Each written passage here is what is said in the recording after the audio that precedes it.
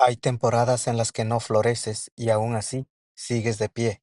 No todo lo fuerte hace ruido, hay una fortaleza que aprende a caminar en silencio.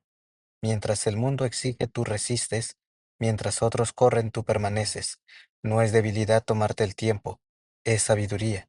No es fracaso detenerte, es respeto por tu propio proceso. Mira bien, aunque hoy parezcas desnuda, ante el frío, sigues viva, sigues firme, sigues creciendo por dentro. La primavera no se anuncia, llega, y cuando llega, te encuentra intacta. No te preocupes, no te apresures.